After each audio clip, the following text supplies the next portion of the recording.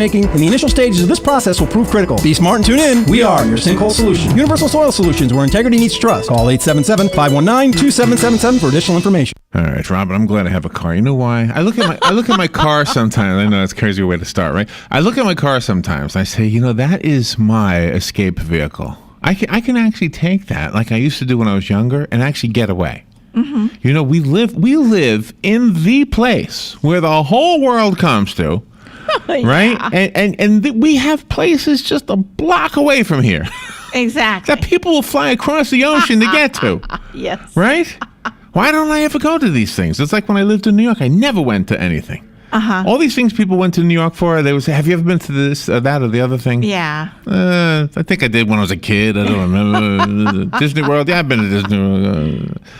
I should get away, really. We've got so many things in our own backyard, and I'm going to pay attention to our next guest because we've had travel experts on the phone with us before.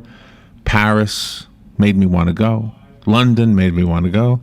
Elisa Abacassis is going to talk about our own backyard. Mm-hmm. She is a domestic travel expert and a travel blogger. She's going to talk about mini family road trips to destinations that are close to home. So I love this idea, and if money's a problem, that's kind of the solution to the problem. It doesn't cost that much to go to stay nearby, right? Mm-hmm. Those guys who are in Disney, who flew over from London, they spent a fortune to get there. That's right, they did. Elisa Abacassis. Good morning, Elisa.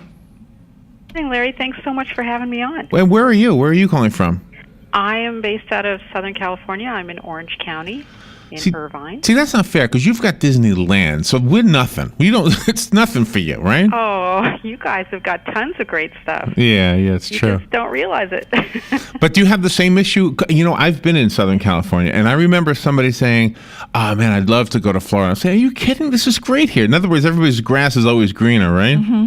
Oh, absolutely. People come to Southern California all the time, and I'm guilty of that just the same because we've got San Diego and a whole bunch of other stuff here that I haven't even gone to with my kids. So, I'm just as guilty. Yeah. So we need to break that, and it is a way to kind of just take a break. Sometimes just changing scenery really makes a difference, doesn't it? Oh, absolutely.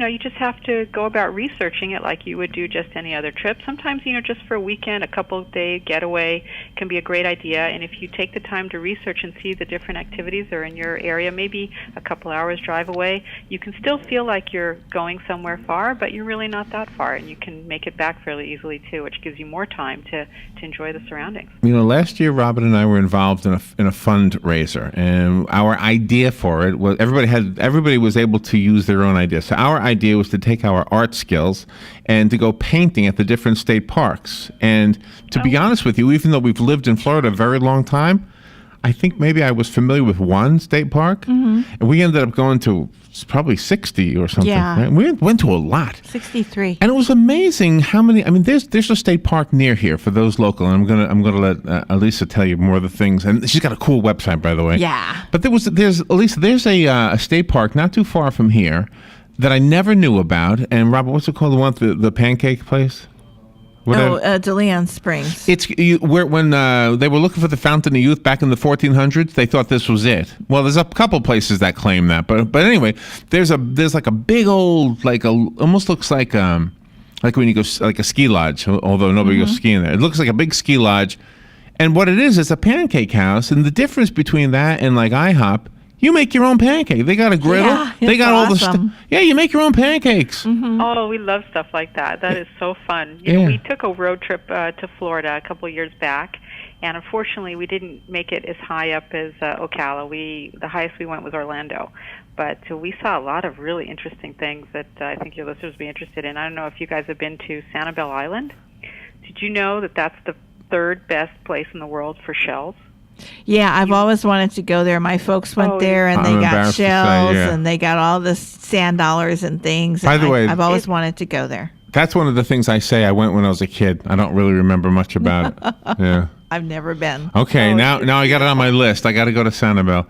You got to go to Sanibel Island, and then you can also take a dolphin tour. So you get on one of these boats, and these captains, they know how to find the pods of dolphin.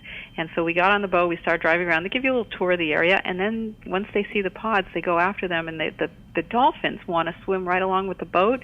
And I kid you not, it looks like these dolphins are going to jump right in the boat. They're jumping out of the water. They're just doing flips, and it's so nice because in their natural environment. It's not like you're at SeaWorld and they're have to do it for a trick. They're doing it because they want to, and it's fun, and it's a fun boat ride. We had an absolute blast, and your listeners can read all about our adventures on my website at www.exploreall50.com. If they pull up the Florida trip, they can see all the different things that we did. It was a blast. And that is the website, exploreall50, 50, exploreall50.com. I love that. You know, one of these days I am going to explore all 50 too. So that little dolphin thing you just spoke about is off of Sanibel?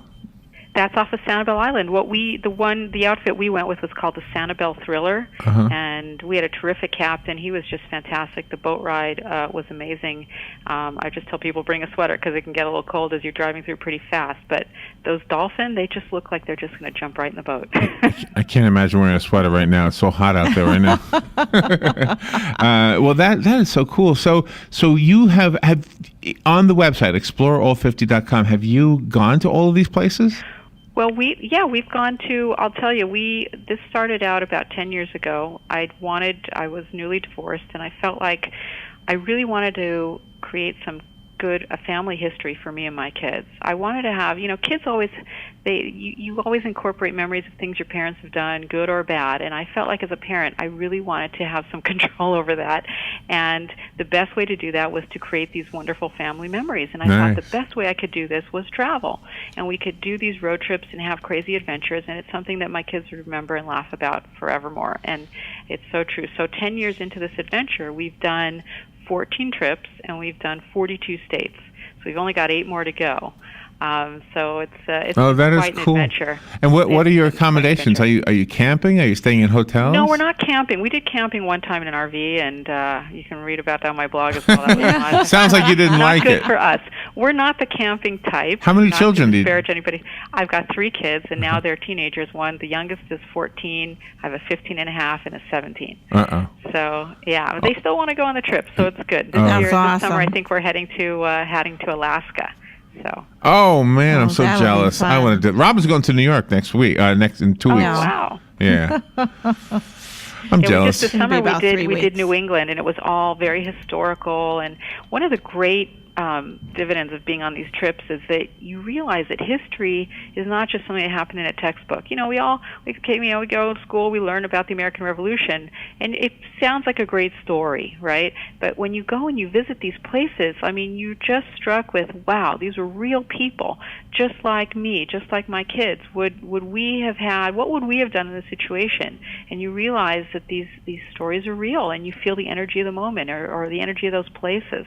And it's really incredible. It's really incredible. And what's really amazing too is that people can start in their own area. They can plan day trips because sometimes it does get kind of exhausting when you have children, but you can plan day trips. You can leave our area and go to Daytona Beach and find all of the stuff to do there, not just the beach, but they've got a museum there. They have a shopping mall that features different artists every month, things like that. And you can explore more of the area and not just stay focused on one thing like the beach itself. Oh, absolutely. And, we have such great tools available to us now, like on the Internet, or even, if you go and get a guidebook, like a Florida guidebook, Frommer's or Fodor's or any of those, and, pretend that you're a tourist, even though you really live in the States. I have done this. Activities.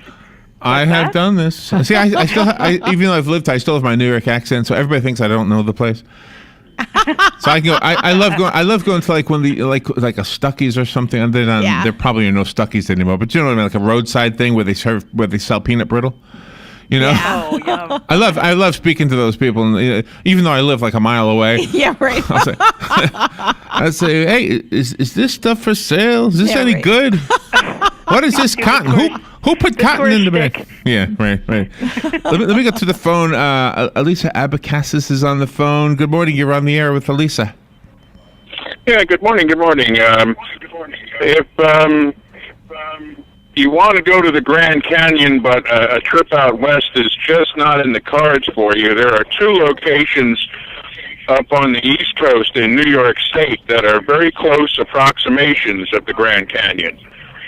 the Ausable Chasm near Plattsburgh, and the Letchworth State Park near Rochester. They're probably the two closest approximations of the Grand Canyon on the East Coast. All right. You got to include it in your book, Elisa. Yeah, that sounds interesting. I'm always open to new and exciting have a good morning, things. y'all. Thank you. We have not done New York yet as a road trip. I've been to New York, but we haven't done it road trip style. We haven't really explored, so I'm going to be taking notes here. Well, it is true. New York is so huge, and we all focus on New York City, but the state is gigantic. And one day I'll even explore it, even though that's where I'm from. You got to get together with the Travel Channel people and make this into a TV show. Yeah, that'd be great. I've been told that numerous times, and we just have to get connected with the right people. So, yeah, absolutely. I think Samantha Brown retired. I think you should take her slot. Yeah. She always left the country, so you could be the one who stays in the country. Yeah. Well, that's my thing. I go run around beating my drum. I think people so take for granted all the amazing things we have in America, and we have to get back to. We have to go somewhere exotic to have a real adventure. We've had incredible adventures. I love that. I love what you're saying. And to the point of the caller, I mean, look at that. 2 canyons upstate New York that who knew about them? Right. Yeah. There's just so much to explore, and let me tell you something, so much diversity too. You cannot believe, from one end of the country to the other, the different landscapes, environments, cultures, foods, architecture. I mean, you could go on, and even if you're looking for global influences, you can be in the Southwest and experience a Latino and Hispanic influence. You can go up to the Great Lakes area and feel the Scandinavian culture and the foods and the culture and the things that they're doing there.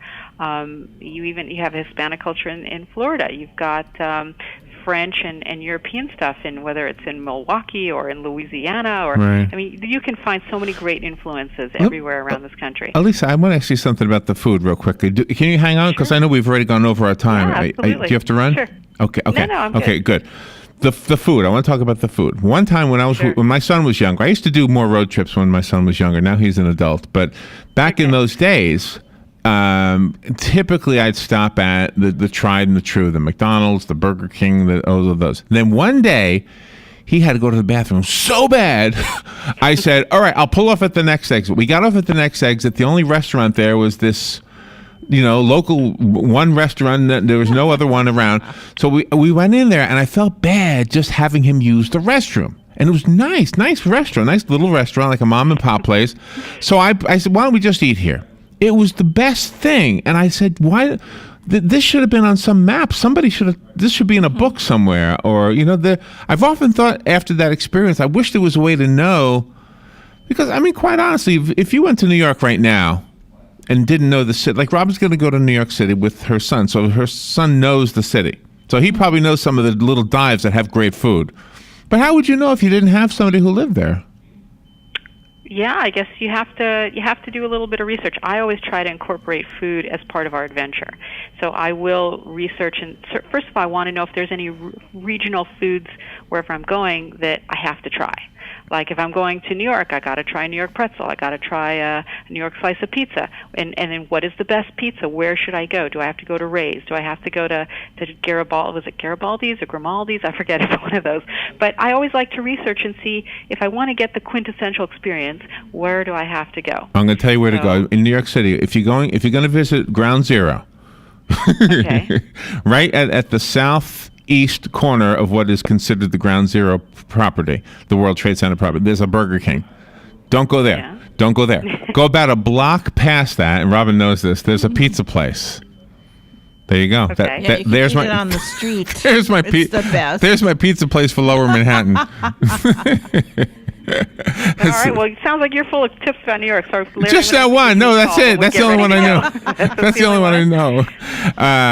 Yeah, we've had. Listen, I've dragged my kids all over, and we've always want to try. We've had some great food experiences. We just, that's part of it, and you have to be open-minded to tasting stuff. And we've had a lot of fun. And see, if you come to Ocala, which I'm really more familiar with Ocala because I've lived here for so long. I mean, we've got some pizza places that are not. I mean, there's one little place called ABO's. I hope they don't mind me saying their name, but they just one man and his family. They put together this Italian food that's awesome right here, not too far from here. It's delicious. So there we go. Another tip right here. If you're ever in Ocala. Elisa, thank you for being on the air with us. I think the big thing here is you're just getting us to realize we can get out and do stuff. There's so many things so close to us that tourists go to that we can all enjoy. ExploreAll50.com is the website. Is there a book in the works? Well, I hope so. We're just got to get the website completely finished with all our, as we're going. I can't really write the book until I've seen all 50. But we're definitely making copious notes and journals and keeping going and getting the website up so that folks can follow our adventures and hopefully be inspired to make some of their own. And kind of a personal question, is it just you and 3 kids? You said you were divorced. It's just me and 3 kids. I have gone with another mom and a couple kids, a couple different moms at different times, because I thought it would be fun for the kids to have, somebody else to distract them and another mother to keep me sane. But as the kids got older, we kind of been doing some of these on our own. And, it's just really great. We spend time together. My kids are like any other kids. They fight and bicker with each other all the time. But when we're out on the road together, we help each other and we protect each other. What are you in? Are you in an RV? No. We rent like a small SUV, and we put about 2,000 miles every trip. We do about a big loop. We get to a big city. We usually have to fly in somewhere, a big city, fly in and out, and then we rent a car, and we do a big 2,000-mile loop.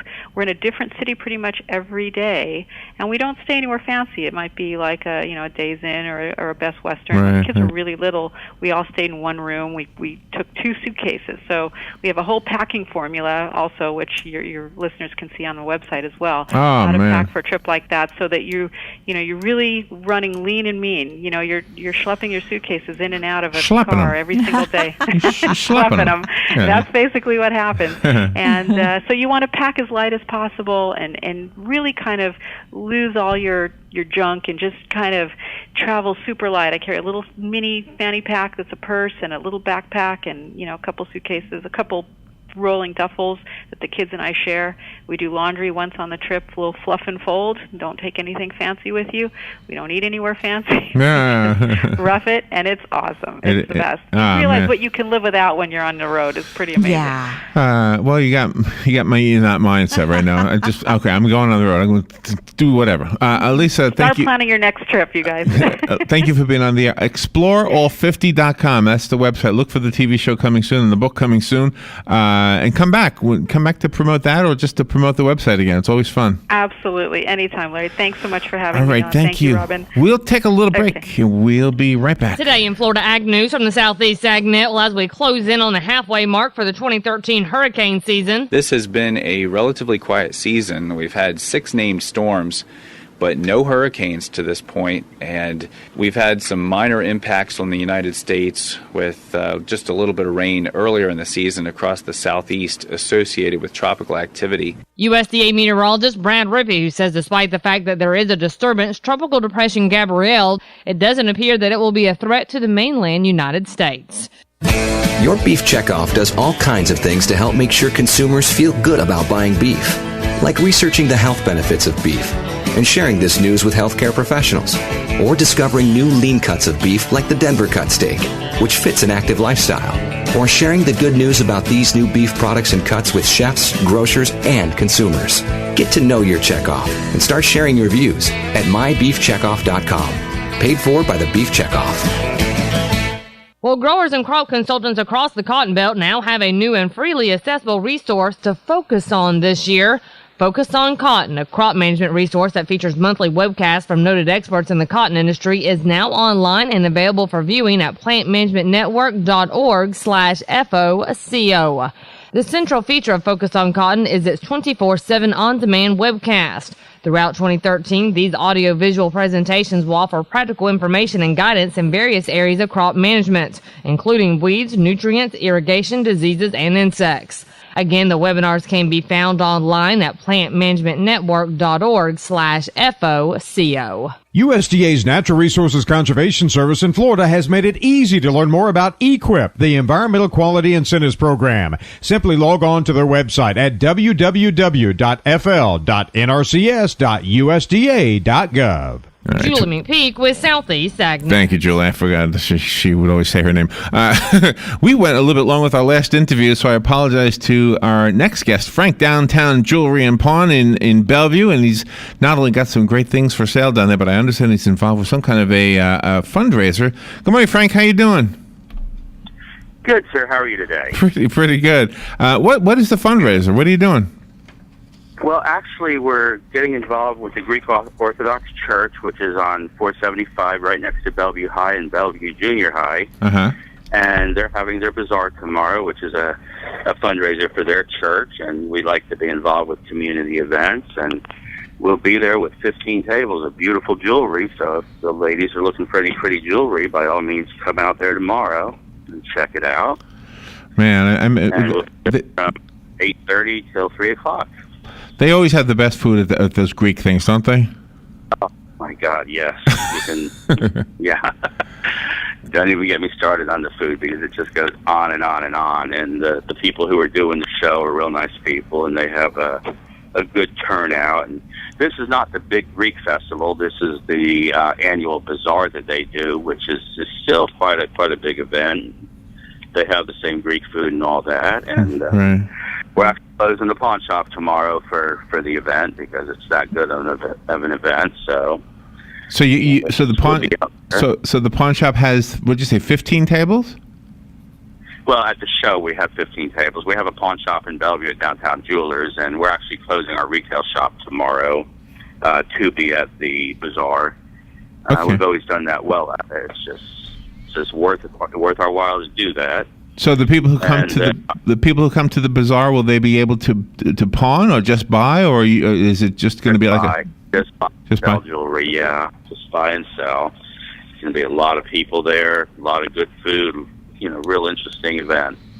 It's the third annual event for this particular church. Now in October, we'll be at St. Teresa's Church for their bazaar. And on the 21st of September, we'll be at City Hall for the Chamber of Commerce's Fall Festival. So this is the time of year that a lot of festivals and events are going on. But, by all means, stop by our shop right behind Checkers in Bellevue, Downtown Jewelers. We have a lot of pretty stuff there. And what else? What else do you want to know? Let's see. What kind of what are we coming up on the autumn? Do you see any trends right now as far as jewelry goes? Do you see like maybe the ladies, the men, are they buying jewelry that kind of reflects the season? Selling like crazy. What is? Selling like crazy. Oh, everybody's selling. Oh, everybody is selling. Everybody is selling, and we've had, I will be honest, the retail end of it is a little slower than usual, but, we're still holding our own, and, we're buying a lot, so we must be selling a fair amount. And it's amazing how many people are selling stuff right now and pawning stuff right now. I guess it's kind of a reflection on our economy. Frank, do you guys repair jewelry? Yes, we do. You do? Okay. We do ring sizings, we do chain solders, and with an appointment, we actually can do the jewelry repairs right while they wait. Oh, okay. That's good to know. If they have a nice diamond ring or something, they can watch. I mean, I have people come right in my back room and watch me work on their jewelry. They never take their eyes off their rings while I'm working on them. And you have a lot more than jewelry at your store, though. You have a lot of nice Yadro pieces, things like that. Yeah, actually, yeah. Yes, Yadros, Royal Dalton, Waterford Crystal, Lenox Crystal, Lenox China. Nice variety of antiques and collectibles and porcelain, glassware. We're big on art glass. I've had people say we've got one of the prettiest collections of art glass in the area, which, is opinion, but we do have a lot of pretty stuff. Do you know what? Nothing is pretty. There was an article this morning, and I'm just kind of coincidental that you're on the air with us, so I can get to ask you that Disney jewelry is becoming really popular. I would have thought that was popular already. Becoming.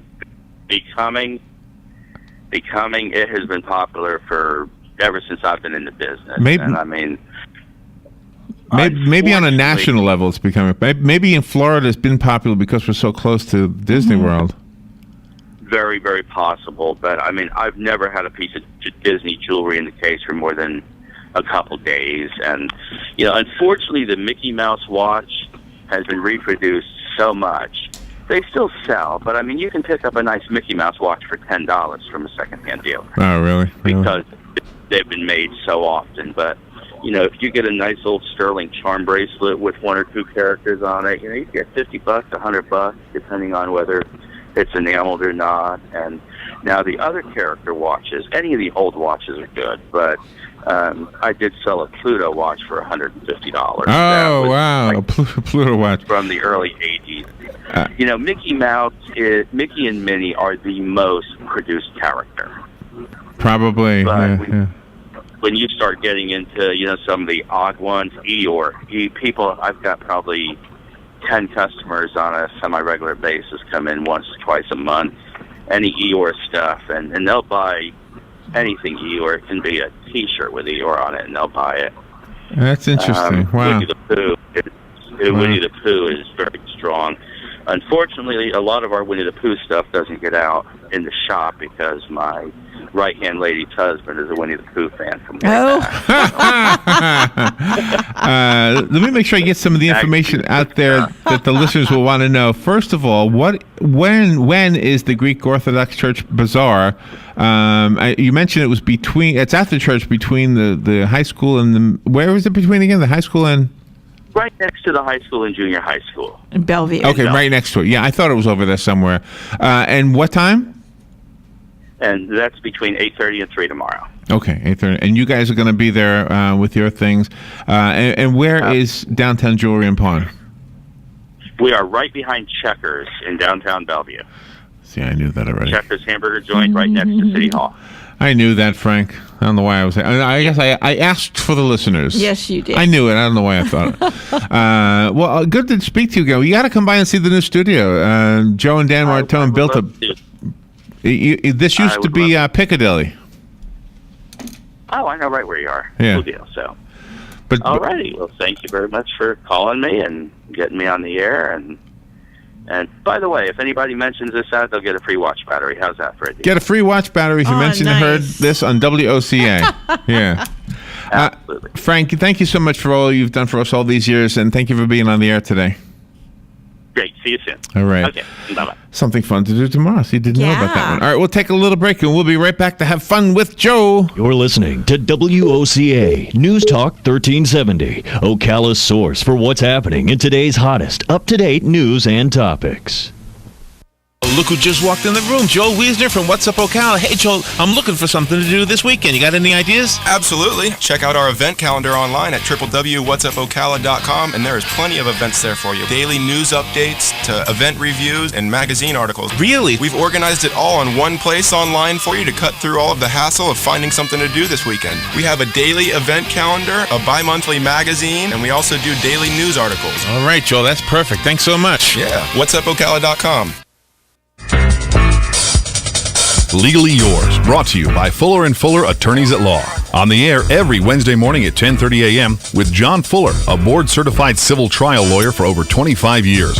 John welcomes your questions, from business to complex family matters to legal disputes. So tune in every Wednesday morning at 10:30 a.m. for Legally Yours with John Fuller, right here on WOCA 1370 a.m. and 96.3 FM, The Source.